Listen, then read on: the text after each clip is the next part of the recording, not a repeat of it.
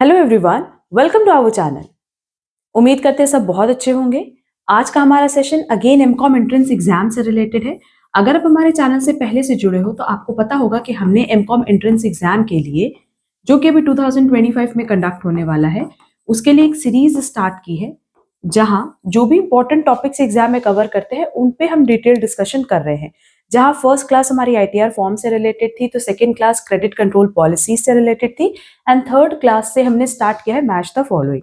हमने बताया भी था कि मैच द फॉलोइंग एग्जाम के लिए बहुत रेलेवेंट है एंड अप्रॉक्स 40 टू 50 एमसीक्यूज हम लोग उस पर डिस्कस करने वाले हैं। तो इस पे हमने ऑलरेडी 2 क्लास अपलोड कर दी है। आज हमारी थर्ड क्लास है बेसिकली मैच द फॉलोइंग से रिलेटेड। एंड अगेन हम ये बता दें कि ये जो सीरीज है ना, ये हर एक यूनिवर्सिटी के लिए इक्वली रेलेवेंट है। आप सीयूईटी के लिए प्रिपरेशन कर रहे हो, Jamia Millia Islamia, HPU, Orissa CPET, Lucknow university या इलाहाबाद यूनिवर्सिटी, हर एक यूनिवर्सिटी के लिए ये सीरीज आप बहुत रेलेवेंट लेकर के चलना। इस सीरीज में हम जितनी भी क्लासेस अपलोड करेंगे इनको बहुत अच्छे से कवर कर लेना। इसके साथ ही साथ देखो, हमने ना मैराथन क्लास की भी एक प्लेलिस्ट बनाई हुई है। वहां पे भी हमने 3000 प्लस एमसीक्यूज शेयर किए हैं, डिस्कस किए हैं। उनको भी आपको बहुत अच्छे से प्रैक्टिस करके जाना है। And past year question papers, जहां ना हमने सारी यूनिवर्सिटीज के क्वेश्चन पेपर्स डिस्कस किए हैं। तो नो डाउट हर एक यूनिवर्सिटी का जो पेपर पैटर्न है वो तो कॉमर्स बेस्ड एमसीक्यूज से ही रिलेटेड है। तो ये प्लेलिस्ट भी आपके लिए इक्वली रेलेवेंट है। हमने सबकी लिंक आपको डिस्क्रिप्शन बॉक्स में दे दी है, वहां से आप कवर कर सकते हो। तो चलो फिर जल्दी से अपना आज का डिस्कशन सेशन स्टार्ट करते हैं। एंड आज की क्लास की पीडीएफ आपको हमारे टेलीग्राम चैनल पे मिल जाएगी, जिसकी लिंक आपको डिस्क्रिप्शन बॉक्स में प्रोवाइड की गई है। देखो, हमारे पास नेक्स्ट क्वेश्चन है।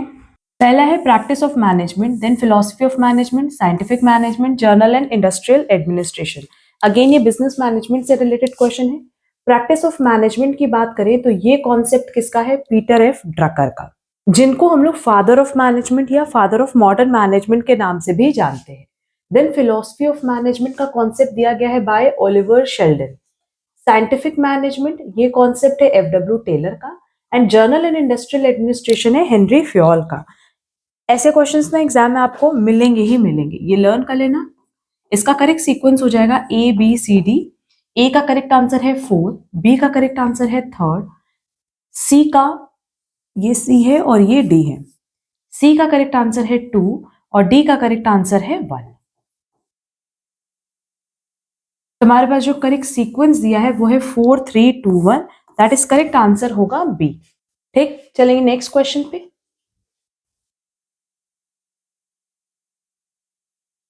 नेक्स्ट क्वेश्चन देखो, डेप्रिसिएशन टॉपिक से रिलेटेड है। अगेन ये टॉपिक भी बहुत रेलेवेंट है। सिर्फ डायरेक्ट फॉर्मूला बताना है। स्ट्रेट लाइन मेथड की बात करें तो स्ट्रेट लाइन मेथड का जो फॉर्मूला है वो क्या है? Cost of asset minus scrap value divided by useful life, जो कि हमारे पास ऑप्शन 4 में दिया है। Then diminishing method, diminishing method के लिए जो फॉर्मूला है वो क्या है? Residual value divided by cost of asset multiply by 100, ये ऑप्शन ए में दिया है। Then sum of years digit method, इसका फॉर्मूला है n+1 डिवाइडेड बाय 2, ये ऑप्शन 2 में दिया है। And last production unit method बोला है, तो प्रोडक्शन यूनिट मेथड के लिए फॉर्मूला क्या हो जाएगा? Depreciable amount. अच्छा, यहाँ डेप्रिशिएबल अमाउंट किसको रिप्रेजेंट कर रहा है? ये रिप्रेजेंट कर रहा है cost of asset minus scrap value, ठीक, मल्टीप्लाई बाय जितना आपने करंट ईयर में प्रोडक्शन किया डिवाइडेड बाय जितना आपका टोटल प्रोडक्शन है। इसका क्या मतलब? अब मान लो एक मशीन से हमारी उम्मीद है कि हम 10,000 यूनिट्स का प्रोडक्शन करेंगे और करंट ईयर में हमने सिर्फ 2,000 यूनिट्स का प्रोडक्शन किया, तो उसी के बेसिस पे हम डिप्रिसिएशन चार्ज करते हैं। क्लियर? ऑप्शन देख लेते हैं अगेन। ए का करेक्ट आंसर है 4, बी जो कि डिमिनिशिंग मेथड है इसका करेक्ट आंसर है 1, सी का करेक्ट आंसर था 2 और डी का करेक्ट आंसर था 3। तो करेक्ट सीक्वेंस हो गया 4 1 2 3। देख लेते हैं कहां दिया हुआ है 4 1 2 3।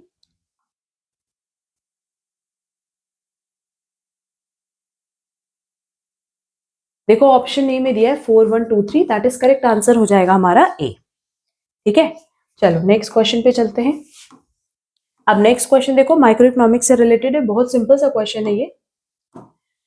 Capitalism, socialism, mixed economy, micro environment. देखो, कैपिटलिस्ट इकोनॉमी और सोशलिस्ट इकोनॉमी की बात करें तो कैपिटलिस्ट इकोनॉमी एक ऐसी इकोनॉमी होती है जिसको हम लोग फ्री मार्केट इकोनॉमी भी बोलते हैं। ठीक है, बेसिकली इसमें क्या होता है ना कि हम कंज्यूमर को ही प्रेफरेंस देते हैं, जो कंज्यूमर बोलेगा वो बना करके सेल करते हैं। क्यों? क्योंकि यहाँ पे हमें सिर्फ और सिर्फ प्रॉफिट अर्न करना होता है। रीजन बीइंग कि जो फैक्टर्स ऑफ प्रोडक्शन है, यहाँ सबको पता होगा कि what is factors of production, फिर भी हम बता देते हैं कि अगर हम फैक्टर ऑफ प्रोडक्शन की बात करें तो 4 चीजें आता है: land, labour, capital and entrepreneur, जिसको हम लोग यहाँ पे ओनर भी बोल सकते हैं। ठीक है, तो ये जो 4 फैक्टर ऑफ प्रोडक्शन है, खुद ही सोचो कोई बिजनेस स्टार्ट करना होगा तो आपको एक जगह चाहिए, लोग चाहिए काम करने के लिए, या मशीन चाहिए, और साथ ही साथ हम, दैट इज ओनर, जो एंटरप्रेन्योर है वो होना चाहिए, सो दैट वो बिजनेस प्रॉपर्ली रन कर सके। ठीक है, तो ये जो फैक्टर ऑफ प्रोडक्शन है ना, ये किससे रिलेटेड होता है? प्राइवेट सेक्टर से। जैसे मान लो मेरा लैंड है, हम लेबर्स अपॉइंट कर रहे हैं, मेरी मशीन्स हैं, और हम खुद एंटरप्रेन्योर हैं, तो उस केस में हम प्रेफरेंस किसको देंगे? प्रॉफिट को। हम वो प्रोडक्ट बना करके बेचेंगे जो बना करके सेल करने से हमें ज्यादा से ज्यादा प्रॉफिट हो रहा है, तो हम किसको प्रेफरेंस देंगे? हमेशा कंज्यूमर को। ठीक है, यहाँ पे कॉन्सेप्ट भी यूज होता है कंज्यूमर सोवरेनिटी, क्योंकि यहाँ ये माना जाता है कि कंज्यूमर किंग है, वो जो बोलेगा आपको वो बना के देना है। बट सोशलिस्ट इकोनॉमी में ऐसा नहीं होता। सोशलिस्ट इकोनॉमी में क्या होता है कि ये जो फैक्टर ऑफ प्रोडक्शन है ना, ये किससे रिलेटेड होते हैं? गवर्नमेंट से रिलेटेड होते हैं। तो गवर्नमेंट हमेशा किसको प्रेफरेंस देता है? पब्लिक को प्रेफरेंस देता है, ना कि प्रॉफिट को।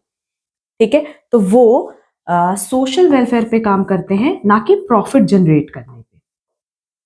बट अगर मिक्स्ड इकोनॉमी की बात करें ना, तो मिक्स्ड इकोनॉमी में ये दोनों लोग मिलकर के काम करते हैं। लैंड, लेबर, कैपिटल, एंटरप्रेन्योर किसी एक का होता है, एंड उस पे काम कोई दूसरा करता है। जैसे मान लो गवर्नमेंट का फैक्टर ऑफ प्रोडक्शन है और उस पे काम कौन कर रहा है? कोई प्राइवेट सेक्टर से रिलेटेड, तो उसको हम कहेंगे मिक्स्ड इकोनॉमी। ठीक है, तो कैपिटलिस्ट इकोनॉमी के लिए क्या हो जाएगा? Private ownership. सोशलिस्ट इकोनॉमी के लिए हो जाएगा गवर्नमेंट ओनरशिप। मिक्स्ड इकोनॉमी के लिए हो जाएगा को existence of private and public sector, और माइक्रो एनवायरमेंट के लिए हो जाएगा नो प्राइवेट एंटरप्राइज। यहाँ हम किसी भी प्राइवेट एंटरप्राइज की बात नहीं कर रहे। क्यों? क्योंकि माइक्रो एनवायरमेंट या मैक्रो एनवायरमेंट वो एनवायरमेंट को रिप्रेजेंट करता है, ना कि प्राइवेट और पब्लिक सेक्टर को। ठीक है, तो ऑप्शन देख लेते हैं, करेक्ट सीक्वेंस क्या बैठा है यहाँ? ए, बी, सी, डी। ए का करेक्ट आंसर है 4, बी का है 3, सी का है 2 और डी का है 1। करेक्ट सीक्वेंस हो जाएगा 4 3 2 1, जो कि हमारे पास ऑप्शन ए में दिया है, तो करेक्ट आंसर हो जाएगा ए। ठीक, चलेंगे नेक्स्ट क्वेश्चन पे। अगेन देखो, ये क्वेश्चन हमारा रिलेटेड है माइक्रो इकोनॉमिक्स से। Normal demand curve, income consumption curve, elastic demand curve, elasticity between two. हमने पहले भी बताया कि हमने इलास्टिसिटी ऑफ डिमांड पे बहुत डिटेल डिस्कशन क्लास अपलोड की हुई है, बहुत सारे न्यूमेरिकल सॉल्व करवाए हैं, मेथड्स बताए हैं इलास्टिसिटी ऑफ डिमांड के, तो वो क्लास जरूर से कवर कर लेना, उसके लिंक आपको डिस्क्रिप्शन बॉक्स में प्रोवाइड की गई है। देखो, नॉर्मल डिमांड कर्व की बात करें बेटा, तो नॉर्मल डिमांड कर्व कुछ इस तरीके से बनता है जहां पे प्राइस और डायरेक्ट डिमांड का किस तरह का रिलेशन होता है? इनडायरेक्ट। मतलब अगर हम लोग डिमांड कर्व की बात करें, नॉर्मल डिमांड कर्व की, तो ये डाउनवर्ड टू राइट होता है, जो कि ऑप्शन 2 में दिया है। देन इनकम कंजम्पशन कर्व, अगर हम नॉर्मल गुड्स के सेंस में बात करें तो इनकम कंजम्पशन कर्व हमेशा अपवर्ड जाता है। रीजन बीइंग, जैसे जैसे इनकम बढ़ेगी वैसे वैसे हमारे प्रोडक्ट की डिमांड भी बढ़ेगी। तो इसके लिए ऑप्शन हो जाएगा अपवर्ड टू राइट, क्योंकि जब भी क्वेश्चन साइलेंट होता है ना, तो हम लोग हमेशा ये मानते हैं कि इनकम का रिलेशन नॉर्मल गुड्स के साथ बोला है, ना कि इन्फीरियर गुड्स के साथ। Then inelastic demand curve को यहाँ प्लीज करेक्ट कर लेना, ये हो जाएगा perfectly inelastic demand curve. अब परफेक्टली इनइलास्टिक डिमांड कर्व कुछ इस तरीके से बनता है पैरेलल टू वाई एक्सिस, क्योंकि यहाँ पे हमारा ईडी क्या है? 0 है। प्राइस इतनी थी तो भी डिमांड इतनी है, प्राइस डिक्रीज हुई तो भी डिमांड सेम है, प्राइस इंक्रीज हुई तो भी डिमांड सेम है। और ऐसा किस केस में होता है? सॉल्ट के केस में, है ना। तो परफेक्टली इनइलास्टिक डिमांड कर्व का जो हमारा कर्व है वो किस तरह बन रहा है? पैरेलल टू वाई एक्सिस, और हम कह सकते हैं वर्टिकल स्ट्रेट लाइन, जो कि ऑप्शन 1 में दिया है। लास्ट है इलास्टिसिटी बिटवीन टू, दो पॉइंट के बीच की जो इलास्टिसिटी है, ये और ये, इस कॉन्सेप्ट को हम लोग क्या कहते हैं? आर्क इलास्टिसिटी, जो कि हमारे पास ऑप्शन 4 में दिया है। ठीक है, इस पे हम फिर से बता रहे हैं कि हमने बहुत डिटेल डिस्कशन क्लास अपलोड की, वो जरूर से कवर कर लेना। यहाँ देखो कोड तो नहीं मेंशन है, हम आप लोग को बता दे रहे कि करेक्ट सीक्वेंस क्या होगा, ए बी सी डी। ए के लिए करेक्ट आंसर है 2, बी के लिए है 3, सी के लिए है फर्स्ट और डी के लिए है 4। तो करेक्ट सीक्वेंस हमारा हो जाएगा 2 3 1 4। ठीक है, चलेंगे नेक्स्ट क्वेश्चन की तरफ। अगेन ये क्वेश्चन बहुत सिंपल है, स्टैटिस्टिक्स से रिलेटेड है। हमने ना अपने सेकेंड चैनल पे, जो कि बेसिकली स्टैटिस्टिक्स से ही रिलेटेड है, उस पे हमने बहुत डिटेल डिस्कशन किए हुए सारे चैप्टर्स के, like central tendency, dispersion, correlation, regression. अगर अभी तक वो क्लासेस आपने नहीं कवर की है तो जरूर से कवर कर लेना, एटलीस्ट एमसीक्यूज कवर करके जाना। और हमने ना एमसीक्यूज क्लास में भी पूरे कॉन्सेप्ट्स डिस्कस किए हैं। ठीक है, सेकेंड चैनल की लिंक आपको अगेन डिस्क्रिप्शन बॉक्स में मिल जाएगी। चलो देखते हैं question. Mode, median, arithmetic mean, geometric mean, सिर्फ इतना बता दें कि किसको हम कैसे रिप्रेजेंट करते हैं। मोड को रिप्रेजेंट करते हैं बाय z, इस तरीके से जनरली होता है। मीडियन होता है बाय m, अरिथमेटिक मीन होता है by this, and geometric mean को सीधे सीधे हम gm लिखते हैं। ठीक है, अरिथमेटिक मीन को am भी लिख सकते हैं या इस तरीके से भी रिप्रेजेंट कर सकते हैं। तो ऑप्शन देख लेते हैं। मोड के लिए दिया हुआ है फर्स्ट, मीडियन के लिए दिया हुआ है सेकेंड, अरिथमेटिक मीन के लिए x नहीं होगा, बार x होगा, और ज्योमेट्रिक मीन के लिए करेक्ट आंसर है gm। तो इसका सीक्वेंस तो सही है, 1 2 3 4, यही हमारा करेक्ट सीक्वेंस है, जो कि हमारे पास ऑप्शन सी में दिया है। तो करेक्ट आंसर हो जाएगा सी। चलेंगे नेक्स्ट क्वेश्चन पे।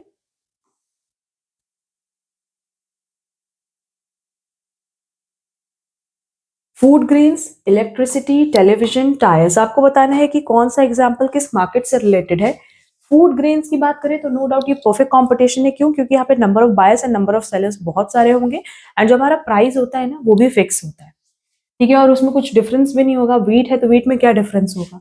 इलास्टिसिटी, ये बेसिकली मोनोपोली से रिलेटेड है। क्यों? क्योंकि यहाँ पे जो ओनरशिप है वो किसी एक के पास ही होती है, गवर्नमेंट के पास है बेसिकली। टेलीविजन की बात करें तो टेलीविजन के लिए दो ऑप्शन दिया है, oligopoly and monopolistic competition. Television related होगा मोनोपोलिस्टिक कंपटीशन से। क्यों? क्योंकि यहाँ again number of buyers and sellers बहुत सारे होते हैं, बट अलग अलग कंपनी, अलग अलग ब्रांड्स के जो टेलीविजन है उनके अलग अलग फीचर्स होते हैं। एंड टायर्स, क्योंकि टायर्स के लिए अगर देखा जाए ना तो 2 to 10 सेलर्स ही मार्केट में अवेलेबल है, मतलब बहुत ज्यादा सेलर्स नहीं है। हम कह सकते हैं कि फ्यू सेलर्स मार्केट में अवेलेबल है। तो इसके लिए करेक्ट आंसर हो जाएगा oligopoly, but number of buyers बहुत सारे हैं। ठीक है, तो करेक्ट सीक्वेंस देख लेते हैं। हमारे पास क्या दिया हुआ है एबीसीडी का। ए का दिया है 2, बी का दिया हुआ है 4, सी का दिया हुआ है थर्ड और डी का दिया है 1। करेक्ट सीक्वेंस हो जाएगा 2 4 3 1।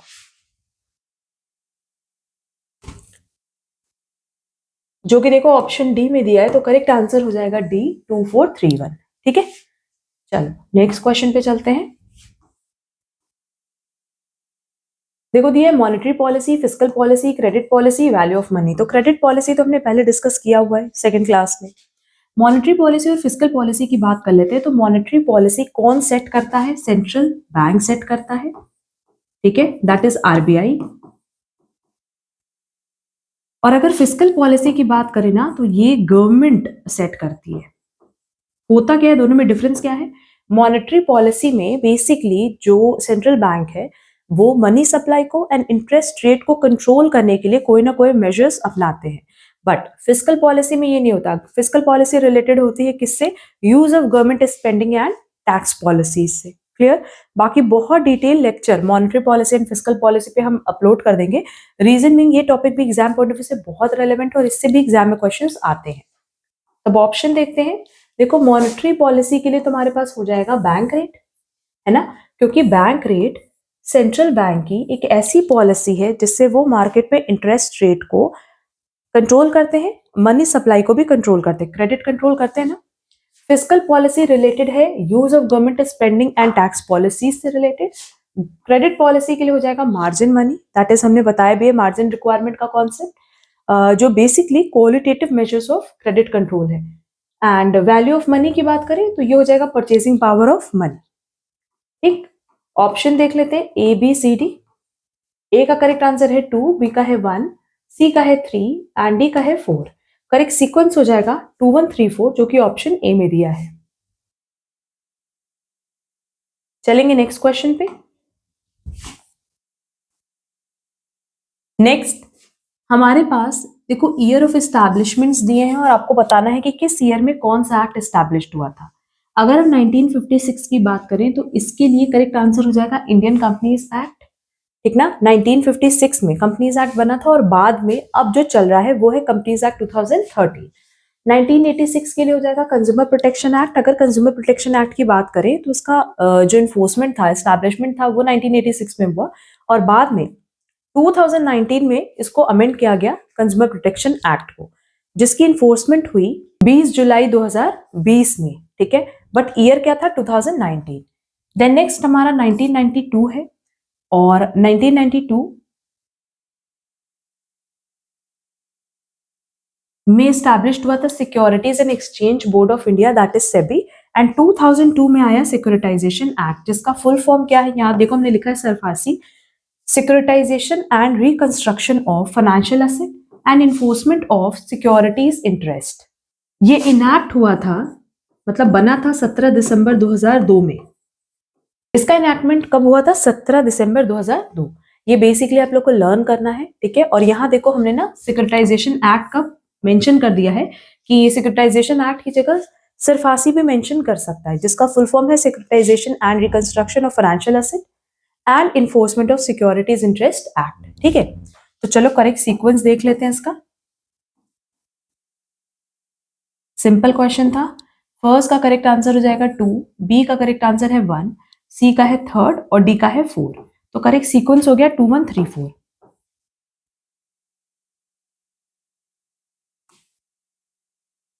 2134 है ना, जो कि हमारे पास ऑप्शन ए में दिया है, तो करेक्ट आंसर हो जाएगा ए। चलो चलते हैं नेक्स्ट क्वेश्चन पे। Next, reserve bank of India, Exim bank, SIDBI, capital adequacy. देखो रिजर्व बैंक ऑफ इंडिया की बात करें दैट इज सेंट्रल बैंक की, तो इनका काम क्रेडिट कंट्रोल से रिलेटेड है। Exim bank that is export import bank की बात कर रहे हैं तो इनका काम हो गया एक्सपोर्ट इंपोर्ट फाइनेंसिंग। सिडबी जिसका फुल फॉर्म है small industries development bank of India, इनका काम क्या है ना, एमएसएमई को सपोर्ट करना है, मतलब वो बिजनेसमैन जो कि छोटे लेवल पे काम करे, स्मॉल लेवल पे काम कर रहे हैं, उनको सपोर्ट करना है। तो इसके लिए करेक्ट ऑप्शन हो जाएगा facilitating small scale industries. And capital adequacy के लिए हमारे पास ऑप्शन बचा नॉन परफॉर्मिंग एसेट। वैसे भी देखा जाए तो कैपिटल एडिकेसी डायरेक्टली रिलेटेड है नॉन परफॉर्मिंग एसेट से। क्यों?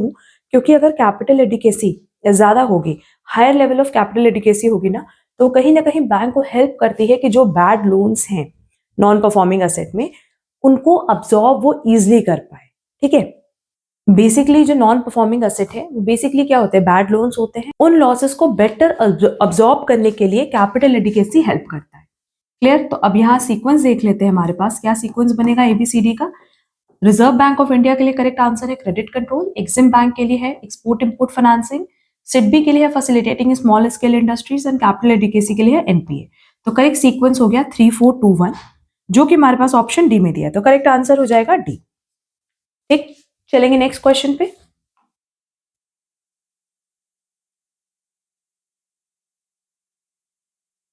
नेक्स्ट क्वेश्चन है mega marketing, penetration pricing, promotion mix and consumer satisfaction. देखो मेगा मार्केटिंग बेसिकली किससे रिलेटेड हो सकता है? एडवर्टाइजिंग से, क्योंकि आप जितना ज्यादा एडवर्टीजमेंट करोगे आपके प्रोडक्ट उतने ही ज्यादा मार्केट में बिकेंगे। तो मेगा मार्केटिंग के लिए करेक्ट ऑप्शन हो जाएगा advertising. Then penetration pricing, no doubt सबको पता होगा कि पेनिट्रेशन प्राइसिंग एक ऐसा प्राइसिंग स्ट्रैटेजी है जहां पे ऑर्गेनाइजेशन क्या करता है ना कि अपने प्रोडक्ट की प्राइस सबसे लोएस्ट रखता है सो दैट वो ज्यादा से ज्यादा कस्टमर्स को अट्रैक्ट कर सके। तो इसके लिए करेक्ट ऑप्शन हो जाएगा लो प्राइस। प्रमोशन मिक्स जो कि 4 पीस से रिलेटेड है और ये कॉन्सेप्ट दिया गया है बाय मैकार्थी, ये ऑप्शन करेक्ट कर लेना। एंड लास्ट है कंज्यूमर सेटिस्फैक्शन। देखो कंज्यूमर आपसे प्रोडक्ट परचेज तो कर लेता है, ठीक है, बट उसका सेटिस्फैक्शन या नॉन सेटिस्फैक्शन कब पता चलता है? जब वो प्रोडक्ट यूज करता है। प्रोडक्ट यूज करने के बाद अगर उसको आफ्टर सेल सर्विस भी प्रोवाइड की जा रही है तो कहीं ना कहीं वो आपके प्रोडक्ट से ज्यादा सेटिस्फाइड हो पाते हैं। तो कंज्यूमर सेटिस्फैक्शन के लिए करेक्ट ऑप्शन है पोस्ट परचेज बिहेवियर, क्योंकि ये बहुत मैटर करता है कि आपने अपने कस्टमर को, जैसे आपसे किसी ने कोर्स परचेज कर लिया, प्रोडक्ट परचेज कर लिया, अब उसके बाद आप उनको कैसे सपोर्ट कर रहे हो, ये बहुत मैटर करता है आपके कस्टमर के लिए, ठीक है, या कस्टमर रिटेंशन के लिए। तो करेक्ट ऑप्शन देख लेते हैं एबीसीडी का।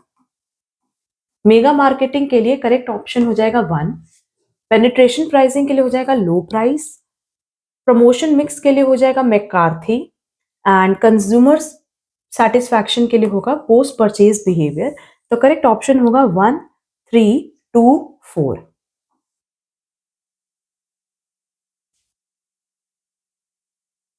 यहाँ ऑप्शन करेक्ट कर लेंगे, ये ऑप्शन करेक्ट कर लो, 1, 3, 2, 4, दैट इज करेक्ट आंसर हो जाएगा बी। ठीक है, ये ओवरऑल हमारे नेक्स्ट 10 एमसीक्यूज थे related to match the following. Again सारे MCQs exam point of view से बहुत रेलेवेंट है। किसी भी क्वेश्चन में अगर डाउट हो तो आप लोग कमेंट बॉक्स में कमेंट करके पूछ सकते हो। एंड एक पॉइंट हम यहाँ फर्दर डिस्कस कर ले कि हमने एमकॉम एंट्रेंस एग्जाम के लिए classes, test series and study material already अपने ऐप पे लॉन्च कर दिया है, जिसकी लिंक आपको डिस्क्रिप्शन बॉक्स में दी गई है। CUET, HPU, Odisha CPET and Jamia Millia Islamia के लिए आपको ऑनलाइन क्लासेस मिल जाएंगी, टेस्ट सीरीज मिल जाएंगे, स्टडी मटेरियल मिल जाएंगी। सबका अलग अलग पैकेज भी अवेलेबल है। इनमें से अगर आप किसी में भी इंटरेस्टेड हो तो आप परचेज कर सकते हो, और परचेज करने के लिए डायरेक्टली आपको ऐप पे जाना है, जिसकी लिंक हमने पहले बताया कि डिस्क्रिप्शन बॉक्स में दी गई है। किसी भी तरह की अगर क्वेरी है इससे रिलेटेड तो आप हमसे व्हाट्सएप पे भी कनेक्ट कर सकते हो, जिसकी लिंक अगेन आपको डिस्क्रिप्शन बॉक्स में दी गई है। CUET स्टूडेंट्स के लिए बात करें जिनका एग्जाम अभी मार्च में कंडक्ट होना है, उनके लिए मेरा यही सजेशन होगा कि जितनी ज्यादा आप टेस्ट सीरीज ज्वाइन करो, जितना आप टेस्ट प्रैक्टिस करके जाओगे आपके लिए उतना बेनिफिशियल होगा। रीजन बीइंग कि देखो, टेस्ट सीरीज देने से बेनिफिट क्या मिलता है ना, कि बहुत सारी जो गलती है आपको पहले ही पता चल जाती है। कितने एमसीक्यूज अटेम्प्ट करने हैं, कितने नेगेटिव अटेम्प्ट आप कर रहे हो, कौन सा सब्जेक्ट्स में आप वीक हो, कौन सा सब्जेक्ट आपका स्ट्रेंथ है, ये सब आपको टेस्ट सीरीज से ओवरऑल आइडिया मिल जाता है। ठीक है, तो अगर टेस्ट सीरीज में इंटरेस्टेड हो, स्टडी मटेरियल में इंटरेस्टेड हो तो कॉन्टैक्ट कर लेना। ये डायरेक्टली आप परचेज भी कर सकते हो हमारे ऐप से। और बाकी यूनिवर्सिटीज जैसे जामिया मिलिया इस्लामिया है, HPU है, ओडिशा CPET है, इनके एग्जाम में भी टाइम है, तो आप लोग चाहो तो पूरा पूरा पैकेज भी परचेज कर सकते हो। इससे आपके कॉन्सेप्ट्स की पूरी क्लैरिटी हो जाएगी। ठीक, अब नेक्स्ट क्लास में अगेन हम 10 to 12 एमसीक्यूज डिस्कस करेंगे related to match the following, and next to next class में फिर कुछ और इंपॉर्टेंट टॉपिक डिस्कस करेंगे, जैसे monetary policy and fiscal policy.